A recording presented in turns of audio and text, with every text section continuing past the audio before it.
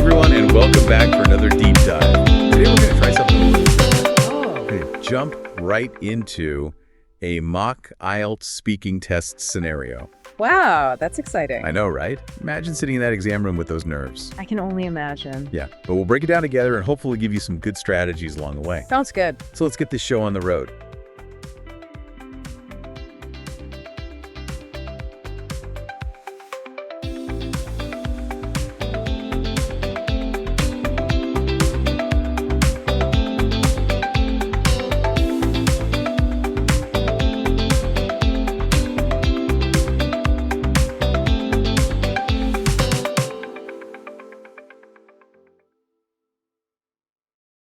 All right, so you're getting ready for that IELTS speaking test, and we're going to dive into a mock test to help you get a feel for it. It's like getting a sneak peek behind the curtain. Yeah. I've got our expert here who is going to help us understand what the examiner's listening for. Think of it as a practice run, right? You can pick up tips just by listening in. Okay, so let's jump right into part one. This is the introduction and interview section. This is where they're going to ask you some general questions about yourself and familiar topic. Where do you live? I live in Manchester. It's a lively city in the northwest of England. Do you prefer city or countryside living? Well, I enjoy city life, Mhm. for the convenience and all the excitement, but I also appreciate the peace and quiet and the beauty of the countryside. What would you say are the advantages and disadvantages of living in a city? Well, in a city, everything is right there. Shops, restaurants, entertainment. But it can be expensive and noisy.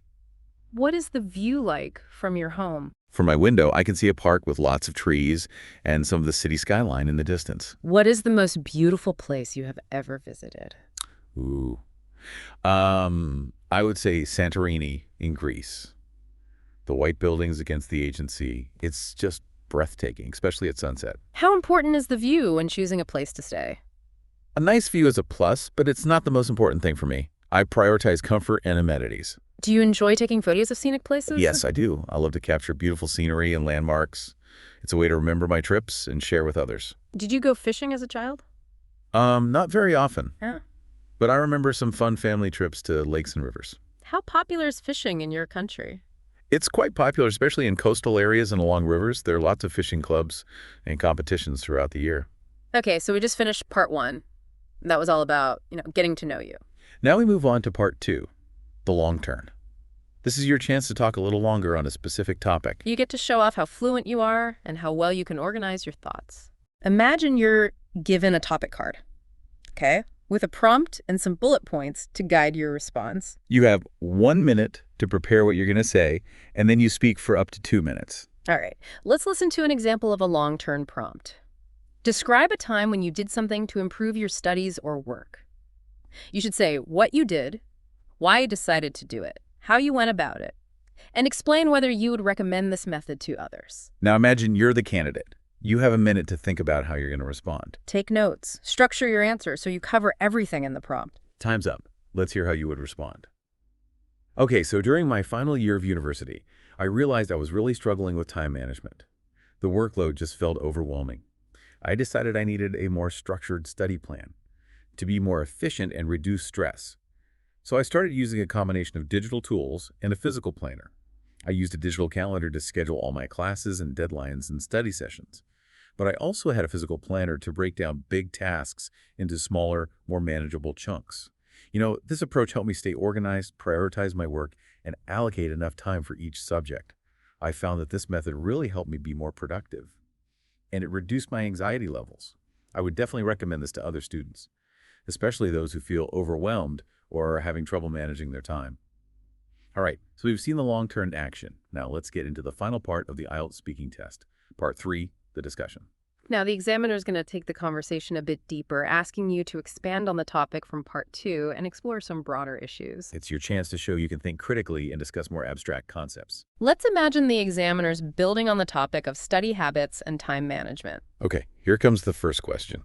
Why do some children feel anxious on their first day of school? Well, starting school is a huge change for kids, right? They're leaving the comfort of home and going to this whole new environment with new people, new expectations. It's totally natural to feel anxious about the unknown and how they'll fit in. Is it beneficial for teachers to get to know their students before the school year starts? Absolutely. Hmm. I think if teachers have some background information about their students' personalities, their interests, their learning styles, they can create a much more welcoming and supportive environment from the get-go. Hmm. They can adjust their teaching methods to meet the needs of each student and really build that connection right from the start. How important is self-confidence in the workplace? Ooh, self-confidence is so crucial for success at work. I think confident employees are more likely to take initiative, share their ideas, take on new challenges. They're also better at handling criticism, learning from mistakes, and, persevering even when things get tough. What role does self-confidence play in leadership? Well, effective leaders definitely project self-confidence. It inspires trust and respect from their team. When a leader believes in themselves and their vision, it motivates others to follow their lead. Confident leaders are also more decisive. They handle pressure better, and they're more likely to take those calculated risks that can lead to, innovation and growth. How can self-confidence contribute to business success? Well, self-confident people are more likely to spot and seize opportunities. They're not afraid to take risks, to pitch new ideas, to challenge the way things are done, and that can lead to innovation, creativity, and ultimately success in business. There you have it, a glimpse into part 3 of the IELTS speaking test. That was a great example of how the examiner might dig a little deeper into a topic and really get you thinking critically. Remember, in part 3, there's no right or wrong answer. It's more about showing you can express your thoughts clearly and have a meaningful discussion. Exactly. The examiner is looking for your ability to articulate your opinions, support your ideas, and connect them to the bigger picture. So as you prepare for the IELTS speaking test, practice talking about a range of topics, and don't be afraid to explore the why behind your thinking. This mock test has given you a taste of what to expect. Hopefully you've picked up some valuable tips and strategies along the way. Absolutely. Remember, practice makes perfect. The more you practice speaking English, the more confident and fluent you'll become. That wraps up our deep dive into the IELTS speaking test. We hope this episode has helped you understand the process a bit better and given you a boost of confidence as you prepare for your exam. Good luck with your IELTS journey.